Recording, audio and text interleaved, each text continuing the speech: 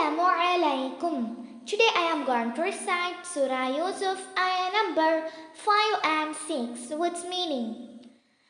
أعوذ بالله من الشيطان الرجيم.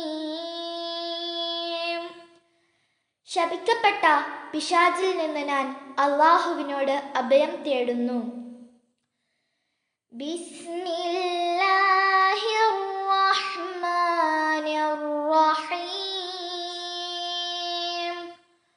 പരമകാരുണികനും കരുണാനിധിയുമായ അല്ലാഹുവിൻ്റെ നാമത്തിൽ. ഖാല യാ ബുനയ്യ ലാ തഖ്സുസ് റുഅ്യാക അലാ ഇഖ്വതിക ഫയകീദൂ ലക കൈദാ ഇന്നശ്ശൈത്വാന ലിൽഇൻസാനി അദുവ്വും മുബീൻ. അദ്ദേഹം പറഞ്ഞു, കുഞ്ഞുമകനെ, നിന്റെ സ്വപ്നം നിന്റെ സഹോദരന്മാർക്ക് നീ വിവരിച്ചു കൊടുക്കരുത്. അപ്പോൾ വല്ല തന്ത്രവും അവർ നിന്നോട് പ്രയോഗിച്ചേക്കും. നിശ്ചയമായും പിശാച് മനുഷ്യന് ഒരു പ്രത്യക്ഷ ശത്രുവാകുന്നു.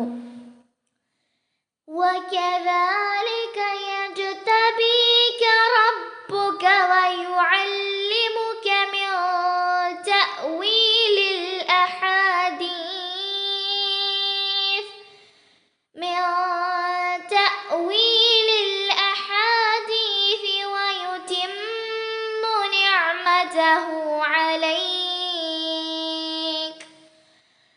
ويتم نعمته عليك وعلى آل يعقوب كما أتمها على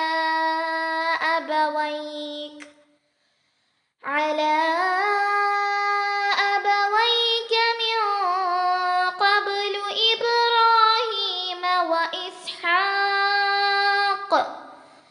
إن ربك عليم حكيم.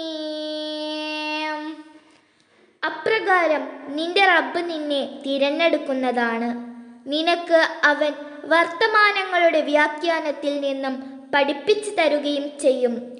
നിന്റെ മേലും യാക്കൂബ് കുടുംബത്തിൻ്റെ മേലും അവൻ്റെ അനുഗ്രഹം അവൻ പൂർത്തിയാക്കുകയും ചെയ്യും.